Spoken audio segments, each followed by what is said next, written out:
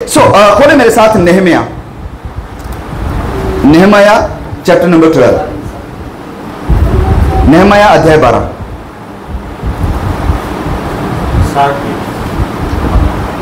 Okay, सो यहां पर इसे जब आप निकाल रहे हैं, मैं थोड़ी सी बैकग्राउंड बता दूं यहां पर जो हो रहा है उसकी। हम जानते हैं कि इजरायली लोग जब हुकूमत में थे, राज कर रहे हैं, अपने देश में बस रहे हैं, तो उन्होंने गुनाह करे, उन्होंने पाप करा, उन्होंने खुदा के खिलाफ चली जिंदगी, इस कारण अब उन्हें सजा मिल रही है। तो परमेश्वर ने अलाउ किया है कि राजा नबूकदनेस्सर जो कि बाबल देश से था, वो आया, उसने इजरायलियों को, यहूदियों को अपना गुलाम बना लिया, शहर को जला दिया है, शहर की जो दीवारें होती थी उसको ढा दिया है, जो मंदिर था इनका उसको खत्म कर दिया, सब कुछ उजाड़ के कुछ जवानों को, जो यंग लड़के लड़कियां थे, उनको अपने साथ लेकर बाबल देश में चला गया। कुछ यहूदियों को वो साथ ले गया जो यंग लड़के थे। हम जानते हैं दानियल, शद्रक, मेशक, अबेदनगो, ये सब लोग उसी में थे जिनको वो जिंदा ले गया था। नो, अब यहां पर क्या हुआ, इसके बाद उनकी गुलामी के 70 सालों के बाद, कितने सालों के बाद? 70 सालों के बाद एक राजा आता है जिसका नाम है साइरस, किंग ऑफ पर्शिया। जो साइरस था, उसके मन में प्रभु ने डाला कि अब समय आ गया, क्योंकि भविष्यवाणी करी गई थी यिर्मयाह के द्वारा कि ये लोग 70 सालों के बाद अपने देश में चले जाएंगे। ओके, सीन समझ में आ रहा है? ये लोग गुलामी में हैं बाबेल देश की, और अब साइरस राजा आया है और उसने अलाउ किया कि जितने भी यहूदी लोग हैं सब अपने देश वापस इजराइल जा सकते हैं। अब जब ये वापस आए हैं तो क्योंकि इनका देश जो है जला दिया गया था, जो दीवारें हैं वो तोड़ दी गई थी, जो मंदिर हैं वो भी खत्म कर दिया गया था, तो अब सबसे पहला इनका टास्क है, सबसे पहला काम जिन्हें करना है वो है कि सबसे पहले हम दीवारों को बनाएंगे। सबसे पहले अपने शहर की दीवार को बनाना है, जो यरूशलेम की दीवार है। अब दीवार क्यों जरूरी होती है? प्रोटेक्शन के लिए। और दीवारें ऐसी नहीं थी 9 इंची वाली, बड़ी बड़ी दीवारें होती थी जिसके ऊपर सिपाही खड़े हो सकते थे, चढ़ सकते थे।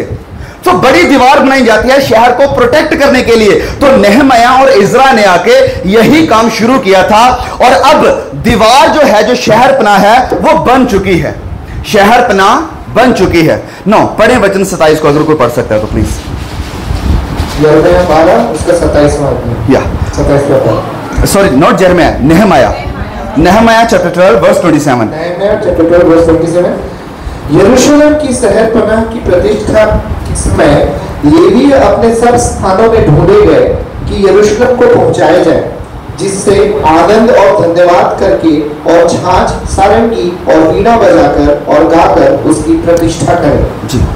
तो गवैयों के संतान यरूशलेम के चारों ओर के देश से, नतोपातियों के गांव से और बेत गिलगाल से और गेबा और अजमाबेत के खेतों में इकट्ठे हुए, क्योंकि गवैयों ने यरूशलेम के आसपास गांव बसा लिए थे।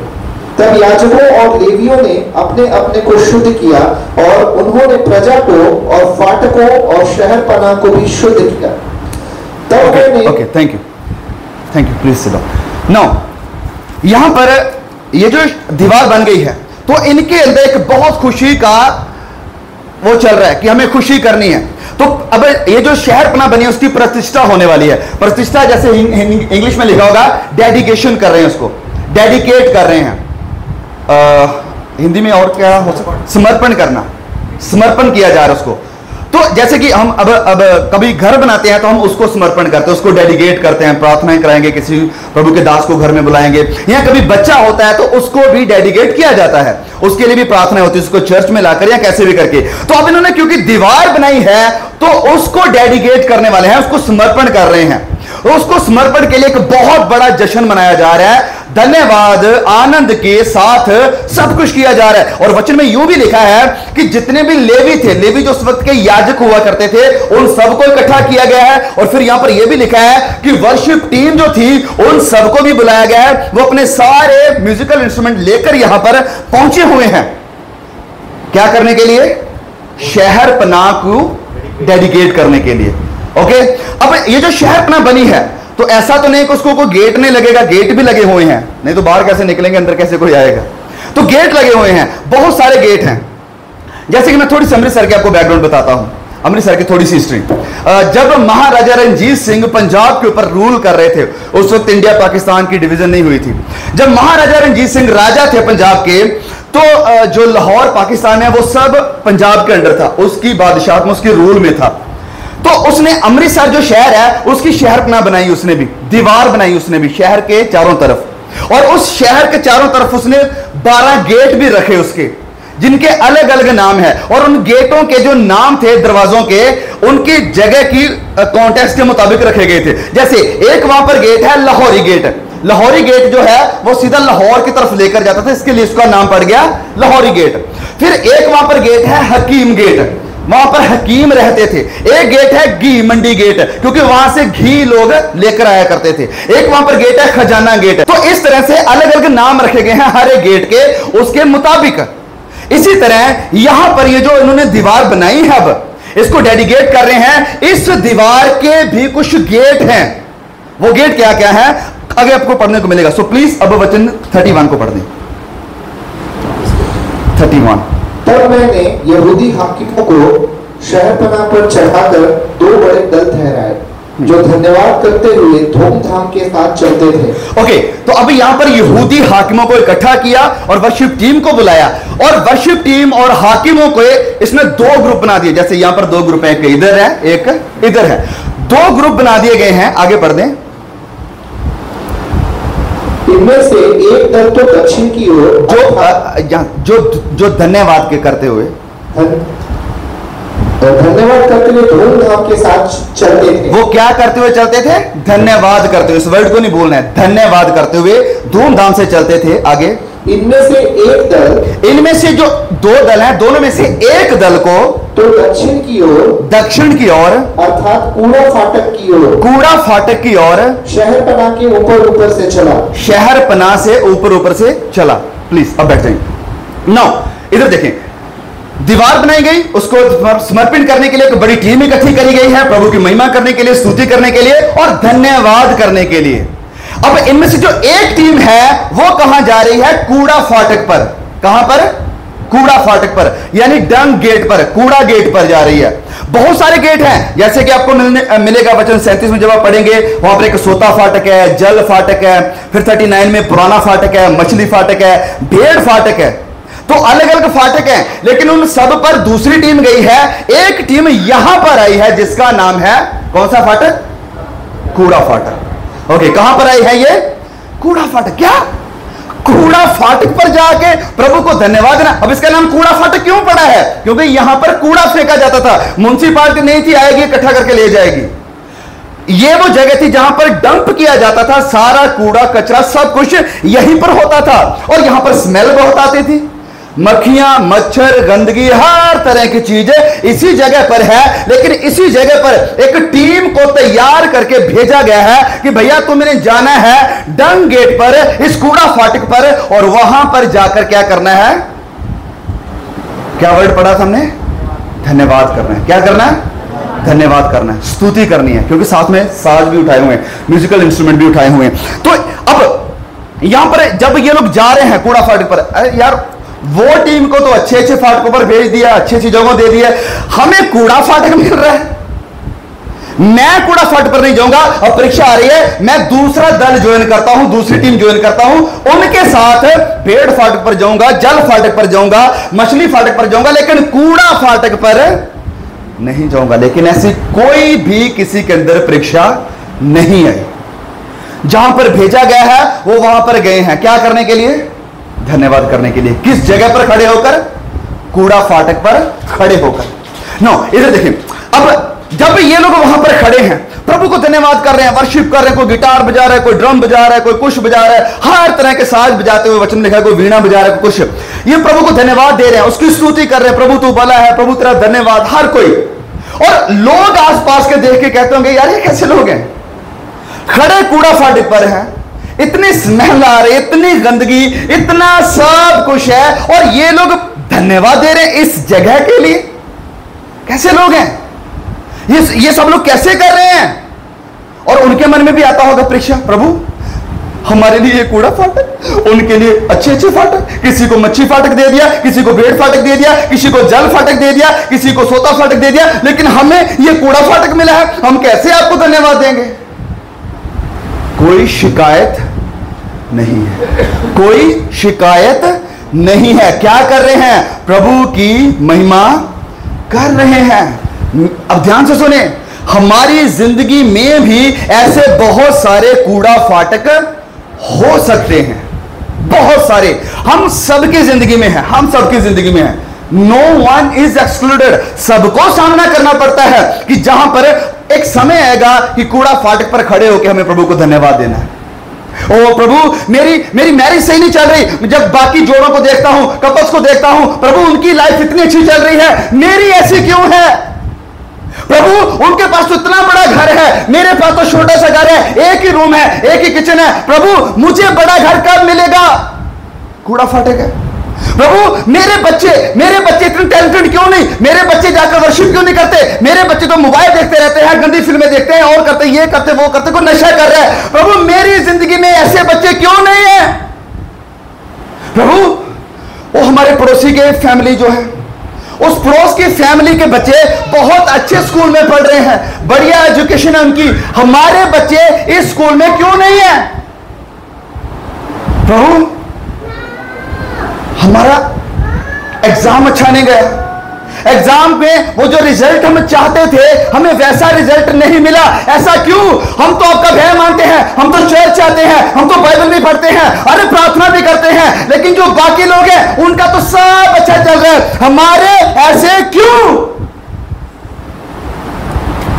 प्रभु का कह रहे हैं, क्या आप इसी कूड़ा फाटक पर खड़े रहकर, शिकायतों को निकालकर मुझे धन्यवाद दे सकते हो क्या? आमीन।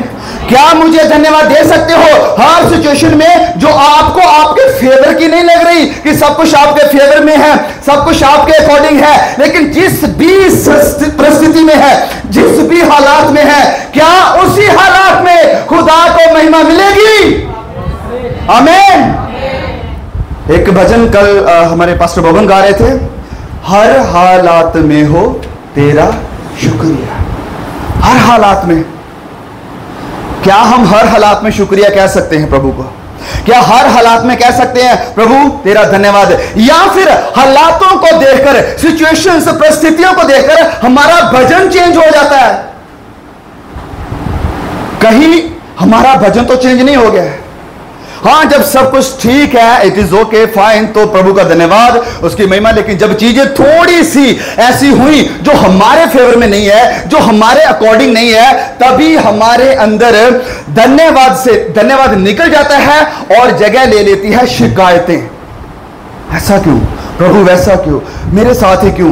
उसके साथ क्यों नहीं? उनका बढ़िया, हमारा ऐसा क्यों? प्रभु ऐसा वैसा, बहुत सारी चीजें हैं जो हमारी जिंदगी में शिकायतों को पैदा कर दी हैं। लेकिन मैं आपको कहना चाहता हूं कि क्या सुने, जो भी हालात हैं आपके ऊपर, जो भी परिस्थितियां बनी हुई हैं, घर में, पर्सनल लाइफ में, आपके ऑफिस में, आपकी मिनिस्ट्री में, क्या हर परिस्थिति को इकट्ठा करेंगे और कहेंगे प्रभु इस कूड़े के लिए भी तेरा धन्यवाद? Hallelujah, hallelujah. क्या आप कहेंगे प्रभु तू काफी है? क्या हम कह सकते हैं प्रभु तू काफी है, मैं संतुष्ट हूं, मैं कंटेंट हूं हर एक चीज में जो आपने अवेलेबल करी है, और जो नहीं करी उनके लिए भी तेरा धन्यवाद। हालेलुया। सुने, एडवर्टीजमेंट, जो एड्स हमें देखने को मिलती है टीवी पर, मोबाइल पर, या बाहर सड़कों पर, एडवर्टीजमेंट का एक ही पर्पस है, एक ही एजेंडा है, और वो एजेंडा क्या है? You are not enough.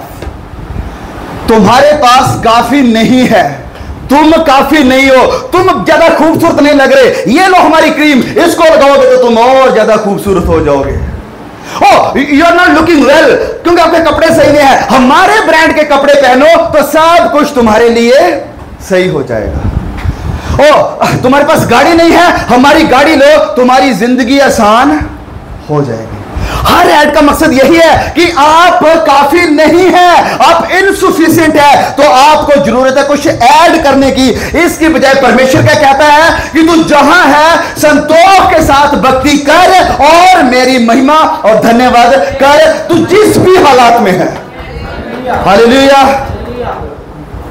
देखिए, अगर हालात गड़बड़ वाले हैं, मुश्किलों भरे हैं, परेशानियों भरे हैं, जिनका कि हम सबको सामना करना पड़ता है, कोई भी यहां से ऐसा नहीं है जिसको नहीं करना पड़ा, जो नहीं कर रहा और जो नहीं करेगा, सबको करना पड़ रहा है, करना पड़ेगा। सुने, जब हम ऐसे हालातों का जो हमारे अकॉर्डिंग नहीं है, बीमारी है, परेशानी है, पैसे की तंगी है, या बच्चों की स्टडी की चिंता है, फ्यूचर की चिंता है, जॉब की चिंता है, कुछ भी चीजों की चिंता हो सकती है, अगर हम उन चीजों को लेकर चिंता करते रहेंगे तो प्रभु यीशु ने क्या कहा कि चिंता करके,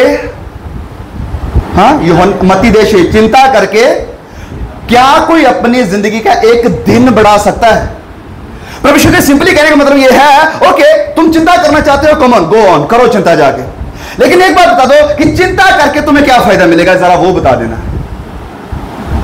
इसकी बजाय अगर हम मुश्किल हालात में भी, कठिन परिस्थितियों में भी प्रभु को धन्यवाद देंगे, दिल से उसकी आराधना करेंगे, उसकी स्तुति करेंगे, तो घर वाले भी देखेंगे, पड़ोस वाले भी देखेंगे, यार इतना खुश कैसे रहता है, हाँ जिंदगी तो इसकी सही नहीं है, अरे इसके पास बाइक है, गाड़ी नहीं है, हमारे पास तो बड़ी गाड़ी, इसके पास तो छोटी गाड़ी है, लेकिन इतना खुश कैसे रहता है, इसके अंदर इतनी शांति कैसे, परिवार में इतना सुकून कैसे, इनके पास लड़ाइयां क्यों नहीं, इनके पास चिंता क्यों नहीं? क्योंकि वो देखेंगे कि तुम सच्चे खुदा को मानते हो।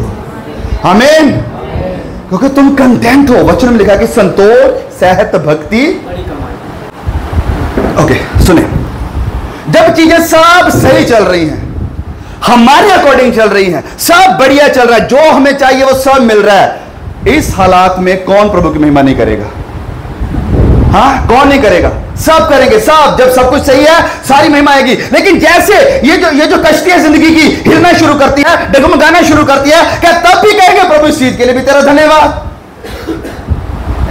जब सब सही है सब कोई आराधना कर सकता है, लेकिन सच्चा विश्वास योग्य प्रभु का बेटा और बेटी वो है जो हर एक परिस्थिति में प्रभु को धन्यवाद दे सकते हैं। हालेलुया। देखिए, एक ऐसी जिंदगी हमें देखने को मिलती है संत पौलुस की। फिलिपियों अध्याय 4 वचन 11। Philippians chapter number 4 verse number 11। यह नहीं कि मैं अपनी घटी के कारण यह कहता हूं, क्योंकि मैंने यह सीखा है कि जिस दशा में हूं उसी में संतोष करूं। जी आगे पढ़ दी पूरा 13 तक। मैं दीन होना भी जानता हूं और बढ़ना भी जानता हूं। हर एक बात और सब दशाओं में मैंने तृप्त होना, भूखा रहना और बढ़ना घटना सीखा है। यस। जो मुझे सामर्थ्य देता है उसमें मैं सब कुछ कर सकता हूं। ओके, अब इधर सुने प्लीज। Thank you. ये जो वर्स अभी पढ़ा लास्ट वाला वचन 13 वर्स, ये जो वर्स है इसको उठाते हैं बहुत सारे लोग, कई एथलीट, क्रिकेटर्स, कई पॉडकास्टर, बड़े बड़े अलग अलग किस्म के लोग इस वचन को लेते हैं और कहते हैं जो मुझे सामर्थ्य देता है उसके द्वारा मैं अपने एग्जाम्स को क्लियर कर सकता हूं। जो मुझे सामर्थ्य देता है मैं इस मैच को जीत सकता हूं। जो मुझे सामर्थ्य देता है उसमें मैं कनाडा का वीजा ले सकता हूं। जो मुझे सामर्थ्य देता है मैं बैंक अकाउंट भर सकता हूं, मैं ये कर सकता हूं, मैं वो कर सकता हूं, ऐसा पा सकता हूं, वैसा पा सकता हूं। लेकिन नहीं, हो सकता है आपका ये वचन फेवरेट हो, कितने से बैठे जिनका ये वचन फेवरेट हो सकता है, but today I am going to mess with your theology. आज मैं आपकी ये जो फेवरेट वचन है इसको थोड़ा तोड़ने वाला हूं। ये वचन लिख कौन रहा है? प्रेरित पौलुस। ओके, पौलुस जब इस वचन को सिर्फ अकेला उठाया जाता है तो इसका कोई भी मतलब निकाला जा सकता है, लेकिन जब इसको इसके संदर्भ यानी कॉन्टेक्स्ट में पढ़ा जाएगा तो इसका असल मतलब निकलकर सामने आ जाएगा। असल मतलब क्या है? वचन 11 से शुरू हो रहा है, बोला कि ये नहीं कि मैं अपनी घटी के कारण ये कहता हूं, क्योंकि मैंने ये सीखा है कि जिस भी दशा में हूं उसी में क्या हूं? संतुष्ट हूं। हर एक दशा, बोला किस भी दशा में हूं मैं क्या हूं? संतुष्ट हूं। आगे कहता है, मैं दीन होना जानता हूं, मैं बढ़ना भी जानता हूं। हर एक बात, हर सब दिशाओं में तृप्त होना, भूखा रहना, बढ़ना, घटना, सब कुछ मैंने सीखा है। पौलुस की जिंदगी में बहुत सारी मुश्किलें, परेशानियां, कठिनाइयां भरी हुई थी। बहुत कुछ ऐसा चल रहा था जो कि हम नहीं चाहते कि हमारे साथ हो।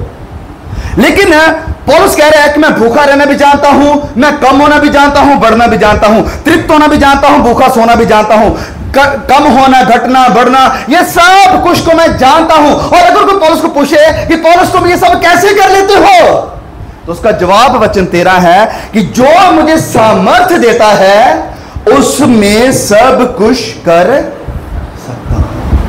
कमी में भी धन्यवाद, बोलिए थोड़ा, कमी में भी धन्यवाद, कमी में भी प्रशंसा उसकी, जब सब कुछ नहीं है तब भी उसको महिमा, जब सब कुछ मेरे फेवर में नहीं है तब भी हाथ उठाकर उसको धन्यवाद। आमीन। अपने बल से, अपने जोर से नहीं, अपने हालातों को जब देखता तो सब गड़बड़ लग रहा है, ऐसा लग रहा है कूड़े पर खड़ा हूं, और कूड़े पर रहकर तो पौलुस कैसे धन्यवाद दे सकता है? जो मुझे सामर्थ्य देता है उसमें सब कुछ कर सकता हूं। हालेलुया। ये पौलुस, इसकी जिंदगी को थोड़ा देखते हैं कि क्या क्या देखा है इसने जो ये बातें कर रहा है। प्लीज खोले 2 कुरिन्थियंस, 2 कुरिन्थियों अध्याय 11 वचन 24। 2 Corinthians chapter 11 verse 24, 11:24, 11:24। 2 कुरिन्थियों 11:24। 5 बार मैंने यहूदियों के हाथ में 39 कोड़े खाए। बोला 5 बार। कितनी बार? एक बार हाथ ऊपर करें, कितनी बार? क्या खाया है? 39 कोड़े। कितने कोड़े? एक बार नहीं कि एक बार लगे तो चलो खत्म कहानी, नहीं, 5 बार। हाँ, यस, वेरी गुड कैलकुलेशन। कितनी बार के कितने कोड़े लगे हैं? 196 टाइम। प्रभु यीशु को सिर्फ एक ही बार लगे हैं, लेकिन इसको कितने लग रहे हैं? 5 बार। आगे पढ़े। 3 बार मैंने बेटे खाई। 3 बार बैंतें खाई हैं। 5 बार तो कोड़े खाए हैं 39, और 3 बार बैंतें खाई हैं। एक बार मुझ पर पथराव किया गया। एक बार पथराव भी हुआ है। सुने ध्यान से, यह पथराव कहां पर हुआ था? जब ये अथेने में जाकर प्रचार कर रहा था, वहां एक नगर में गया, जब उनको जाकर सुसमाचार दे रहे हैं, और लोगों ने बोला ये तो गलत शिक्षाएं दे रहे हैं, अरे ये क्या सिखा रहे हैं, कौन से भगवान के बारे में सिखा रहे हैं। उन्होंने पथराव करके संत पौलुस को खत्म कर दिया था। और जब पत्थर लगता है तो कोई सोच समझ कर लगाना, ये इस जगह पर मारेंगे किसको चोट ना लगे। कोई यहां आ रहा है, कोई यहां आ रहा है, कोई इधर, कोई इधर, हर जगह पत्थर लगे हैं। और पथराव के कारण वो पूरा खत्म हो गया, मर गया था वो, और उसको उठाकर उन्होंने शहर के बाहर फेंक दिया था। और ये कह रहा है कि एक बार मुझे पत्थर भी लगे हैं। पत्थर मारने का मकसद यही होता था, दूसरे इंसान को मार देना। ये उस वक्त सजा होती थी किसी को मारने के लिए। और पौलुस कह रहा है कि मेरे पर यह भी हुआ है। आगे पढ़ दें। 3 बार जहाज जिन पर मैं चढ़ा था टूट गए। जो जहाज है, जब मैं यात्रा करके जा रहा हूं, सफर है उस वक्त, क्योंकि जहाज में बैठकर जाते थे समुद्र के थ्रू, जब बोले जहाज के लिए भी हम गए हैं, तो वो जहाज 3 बार टूट गया है। 3 बार। बातें कौन कह रहा है? बोलिए जरा, कौन कह रहा है ये बातें? साधु पौल बोल छे। कौन बोल छे? साधु पौल। Yes, okay. तो साधु पौल क्या कह रहे हैं कि 3 बार मेरा जहाज टूट गया। जब जहाज ऐसे नहीं टूट जाता कि चलता चलता टूट गया, नहीं। समुद्र की जब लहरें उठती थी, जब तूफान आते थे, जब आंधी आती थी, तो उसके कारण जब जहाज हिलने डोलने लगता था तो वो टूट जाता था। और एक बात याद रखें, जैसे आज की हमारी मॉडर्न क्रिश्चियनिटी सिखा रही है, प्रोस्पेरिटी पिम्प्स हमें सिखा रहे हैं, लगता है संत पौलुस को किसी ने नहीं सिखाया था कि पौलुस, जब आंधियां आ रही हैं, जब तूफान आ रहे हैं, जब समुद्र हिल रहा है, तो घोषणा कर, डिक्लेयर विद योर माउथ, जो तू क्लेम करेगा वो हो जाएगा। अभी आंधियां शांत हो जाएगी, अभी सब कुछ ठीक हो जाएगा। क्या तूने नहीं देखा यीशु ने किया था? तो तू भी कर दे, तेरा जहाज नहीं टूटेगा। लेकिन कुछ नहीं हुआ। समझ आ रहा है बात को?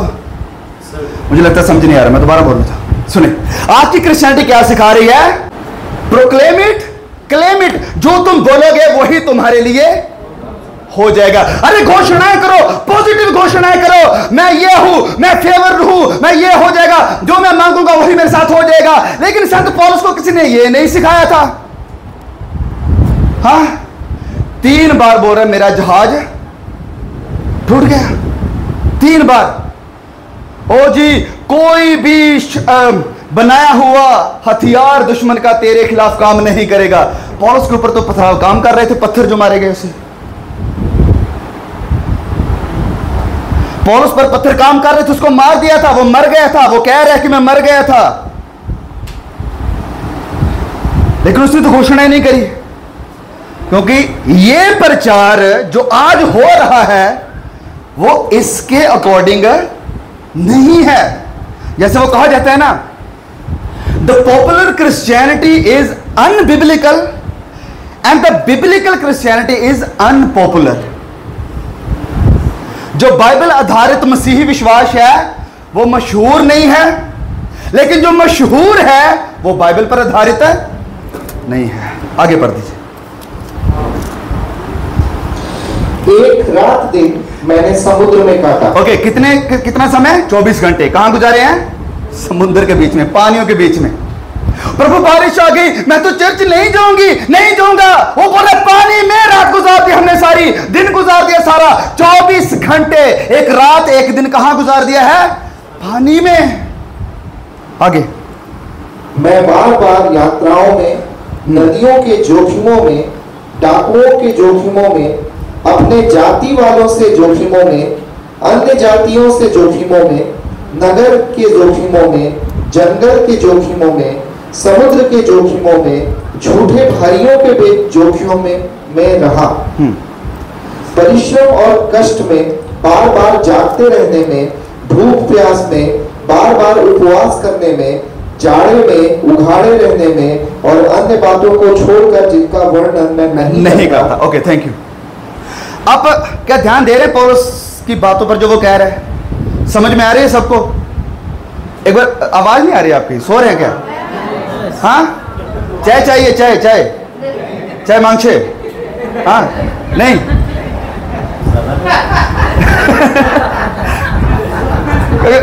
बोल रहा हूं, आवाज नहीं आ रही आपकी किसी की? जिंदा हैं सब लोग? तो जिंदाबाद तो दो। हालेलुया। पौलुस क्या कह रहा है? वो बोल रहा है जहाज टूट गया, कोड़े लगे हैं, बैंतें लगी हैं, सांप ने भी काटा है उसको, बहुत कुछ हुआ है इसके साथ, बहुत कुछ। अब सुने, ये पौलुस था कौन? वो बोले मैं भूखा भी रह रहा हूं, प्यासा भी रह रहा हूं, लेकिन लेकिन लेकिन लेकिन लेकिन आज की क्रिश्चियनिटी तो कह रही है कि यीशु के पास आ जाओ। हाँ, तो भैया तुम्हारा पौलुस वो तो खुद भूखा मरता फिरता है, उसको तो पानी में रात दिन गुजारनी पड़ रही है। उसको तो जब पानी से बाहर आया, पता क्या हुआ था उसके साथ? वो उसने यहां पर नहीं कहा। जब वो पानी से बाहर आया, जो बाइबल को पढ़ते जानते क्या हुआ था उसके साथ? सांप ने काट लिया था उसको, सांप ने काट लिया। भैया ये कैसी क्रिश्चियनिटी है? अरे पौलुस तुम पुरानी क्रिश्चियनिटी की बात कर रहे हो, अरे नई क्रिश्चियनिटी की सुनो जो पंजाब से आ रही है, अफ्रीका से आ रही है। वो क्या कहती है? आ जाओ यीशु के पास, सांप से ही हो जाएगा, जहाज नहीं टूटेंगे, भूखे प्यासे नहीं रहोगे, अरे पानियों में रहने की जरूरत नहीं पड़ेगी, सांप नहीं काटेंगे, पथराव नहीं होगा। लेकिन पौलुस तो कुछ और ही बता रहे हैं। तुम किसके मानोगे? हाँ, मैं तो वचन को मानूंगा, ना कि झूठे पैसे के लोभी, गुंडागर्दी, लोभ करने वाले पास्टरों की। पौलुस कौन था? पौलुस कौन था? पौलुस के साथ ऐसा नहीं कि पौलुस आ जाए सब कुछ सही हो जाएगा। वो तो सही चल रहा था, जब से आया मसीह में गड़बड़ हो गई सारी, सब गड़बड़ हो गया। पौलुस कौन था? पौलुस एक PhD होल्डर, पढ़ा लिखा स्कॉलर था। उसके बाद ये नहीं कि पढ़ाई लिखाई कर तो स्कूल में टीचिंग दे रहा, नहीं, यहूदियों की जो सेना थी, यहूदियों का जो ग्रुप था, उसका सरदार था। एक ग्रुप को ले रहा है, टीम को, उन्हें लीड कर रहा है। याद है ना, पौलुस मसीहों को मारने के लिए निकला था, लीड कौन कर रहा था? पौलुस, सरदार था वो, घोड़े पर बैठा होता है, बादशाह तलवार हाथ में, सब लोग उसको लूट कर रहे हैं। अरे किस काम के लिए? अरे मसीहों को सताने के लिए जा रहा हूं, कम ऑन गो। पौलुस चल घोड़े के नीचे, घोड़े से नीचे फेंका उसको, और अब कैसी जिंदगी गुजार रहा है? कैसी जिंदगी गुजार रहा है? तौबा तौबा, कूड़े में रहकर जिंदगी गुजार रहा है। और क्या कहता है जब वो फिलिपियों खत को लिख रहा है, जो हमने पढ़ा था, जिसमें वो कह रहा है कि मैं सब कुछ कर सकता हूं जो मुझे सामर्थ देता है। अरे पौलुस यार, अच्छी खासी जिंदगी थी, प्रधान थे, पढ़े लिखे थे, बढ़िया नाम था, बड़ा लोग मानते थे तुम्हें, बड़ा सलूट था, जो हमारा भाईचारा है उसमें बड़ी तुम्हारी इज्जत थी, ये क्या कर लिया, ये तुमने क्यों कर लिया, और ये सब कुछ कर कैसे सकते हो?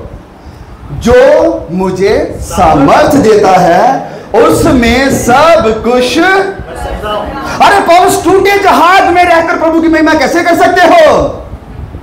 जो मुझे, उसमें मैं सब कुछ। अरे पानी में हो अभी भी सेवकाई करोगे? अरे छोड़ दो, अभी भी सेवकाई कर सकते हो? हाँ कर सकता हूं। कैसे?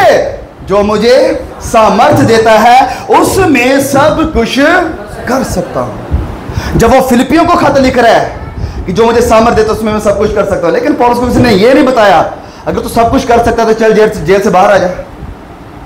उसी जेल के बाद उसे मार दिया गया था, गला काट के, संत पौलुस को, रोम के द्वारा, क्योंकि रोम में था।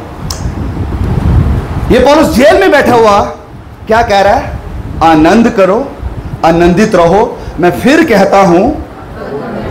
बैठा कहां पर है? कहां पर?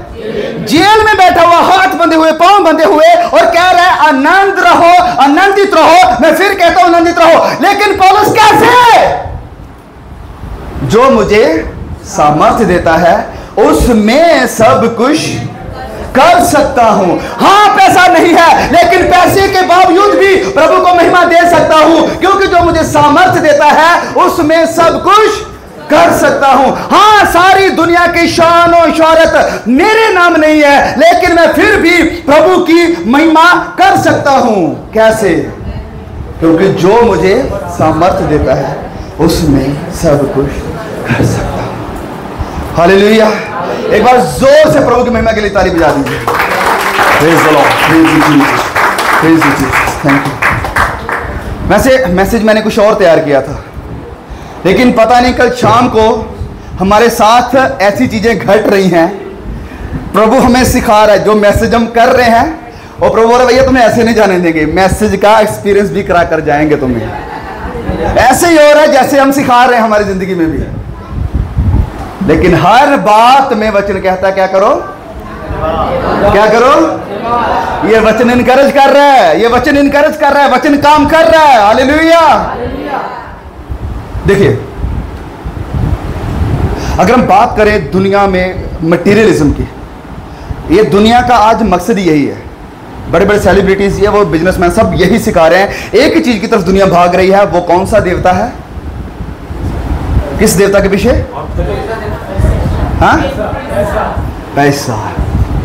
प्रभु यीशु ने कहा था ना मत्ती 6:24 में कि तुम धन और परमेश्वर दोनों की सेवा, धन और परमेश्वर की, ये नहीं कहा लूसीफर की और किसी दूसरे की। अगर मैं आपको कहूं चलो लूसीफर की सेवा करते हैं, कोई चाहेगा मेरे साथ? अगर हम कहें चलो अपना हाथ काटकर लहू निकालते हैं और लूसीफर शैतान को चढ़ाते हैं, कौन कौन जाएगा? लेकिन अगर मैं आपको कहूं जो तुम मांगोगे वो तुम्हें मिल जाएगा, जो तुम धरती पर दोगे वो तुम्हें 2 गुना, 1000 गुना, 100 गुना वापस मिल जाएगा, पैसा ही पैसा होगा तुम्हारी जिंदगी में, मिरेकल मनी हो रही है। कैन चेक करो अपने बैंक अकाउंट। ये पता आपको लूसीफर के पीछे लगाया जा रहा है।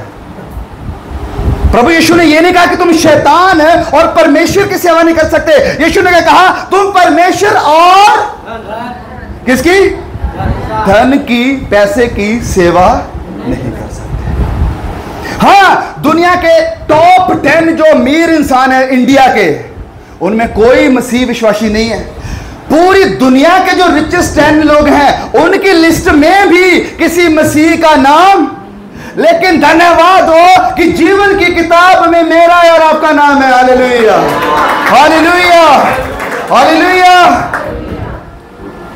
इस पौलुस को इससे पहले कि मारा जाता, अब क्योंकि उसकी सेवकाई का समय खत्म नहीं हुआ था, जब हम पढ़ते प्रेरितों के काम 16 में, वहां पर, अब पढ़ना नहीं मैं ऐसे बताऊंगा, अध्याय book of Acts chapter 16 verse 24, वहां पर क्या लिखा है? संत पौलुस ये प्रचार करते आ रहे हैं, लोगों ने पकड़ा, इन्हें जेल में डाल दिया, इनके हाथ बांध दिए, पांव बांध दिए, सब पूरा कैद करके रख दिया इन्हें। क्या हुआ फिर? क्या करने लगे ये? प्रभु यार मेरी तो जिंदगी अच्छी खासी चल रही थी, घोड़े पर बैठा होता है जे मजे कर रहा था, सब लोग मेरे फेवर में थे, मेरे साथ थे। ये क्या सेवकाई में जब से आया हूं, कोई इधर से मार रहा है, कोई उधर से मार रहा है, कोई कुछ हो रहा है, कोई कुछ हो रहा है, और अब जेल में डाल दिया हूं, हाथ पांव बांध कर। कैसा किया उन्होंने? शिकायतें करी प्रभु के खिलाफ, नहीं सी कितियां। क्या किया इसकी बजाय? क्या किया था? क्या किया था? महिमा करी थी। क्या करी थी? प्रशंसा करी थी। वो ही जो हथकड़ियां लगाई थी उनको बजाकर साज बना लिया था और खुदा का धन्यवाद कर रहे थे, उसकी स्तुति कर रहे थे। अरे भैया हाथ तो बांध दिए, पांव तो बांध दिए, लेकिन जो जरूरी चीज बांधनी चाहिए तो उसको तो बांधा ही नहीं। मुंह नहीं बंद किया तो बस उसी को इस्तेमाल किया प्रभु की, और खुदा ने अद्भुत काम किया, क्योंकि अभी काम लेना था, काम अभी बाकी था। ओके, आगे बढ़िए। वचन वापस जाएंगे नेहमाया चैप्टर 12, नेहमाया अध्याय 12। अब वचन 40 को पढ़ दें। तब धन्यवाद करने वालों के दोनों दल और मैं और मेरे साथ आधे हाकिम परमेश्वर के भवन में खड़े हो गए। ओके, अब क्या हुआ यहां पर? क्योंकि समय चला गया, वर्शिप कर दी, धन्यवाद किया प्रभु का, जिस जिस जगह भेजे गए थे सब लोग अब वहां से वापस आ गए हैं। कहां पर आ गए हैं? प्रभु के भवन में। प्रभु का भवन अभी पूरा तैयार नहीं हुआ, बना नहीं है, लेकिन उन्हें पता कि वो जगह कहां पर थी। वहां पर आकर सब लोग इकट्ठे हो गए हैं। नेहमाया बोल रहा है मैं भी वहां पर हूं, हाकिम भी वहां पर है, और दोनों ग्रुप जो वर्शिप टीम के बनाए हुए थे वो सब वापस आ गए प्रभु के भवन में। कहां खड़े हैं? बोलिए, कहां खड़े हैं? पीछे बोले, कहां खड़े हैं? प्रभु के भवन में खड़े हैं। अब वचन 43 को पढ़ दें। उसी दिन लोगों ने बड़े बड़े मेल बलि चढ़ाए और आनंद किया, क्योंकि परमेश्वर ने उनको बहुत ही आनंदित किया था। स्त्रियों ने और बाल बच्चों ने भी आनंद किया। यरूशलेम के आनंद की ध्वनि दूर दूर तक फैल गई। दूर दूर तक फैल गई। यरूशलेम के आनंद की ध्वनि, उनकी जय जयकार की, धन्यवाद की, महिमा की ध्वनि दूर दूर तक क्या हो गई है? फैल गई है। अब सब लोग इकट्ठे हो गए हैं। जो कूड़ा फाटक पर थे वो भी आ गए, जो भेड़ फाटक पर थे वो भी आ गए, जो सोता फाटक पर थे वो भी आ गए, जो जल फाटक, पुराना फाटक, जहां जहां पर भी भेजे गए थे सब लोग प्रभु के भवन में आ गए। प्रभु के भवन में एक दिन हम भी जाएंगे। हम भी कहां पर? प्रभु के भवन में। कुछ लोग कूड़ा फाटक पर खड़े हुए प्रभु की महिमा गा रहे हैं। कोई कहां खड़ा है, कोई उधर खड़ा है, कोई इधर खड़ा है, कोई इंडिया में, कोई पाकिस्तान, कोई साउथ अफ्रीका, अलग अलग जगहों पर प्रभु को धन्यवाद दे रहे हैं। एक समय आएगा जब सब लोग प्रभु के भवन में इकट्ठे किए जाएंगे। आमीन। एक दिन सब प्रभु के भवन में इकट्ठे किए जाएंगे। लेकिन मैं आपको कहना चाहता हूं, do not let your situation और your conditions change your song. आपके परिस्थितियां, आपके हालात आपके भजन को बदल ना दें। क्या आपका भजन रहेगा आपकी जुबान पर?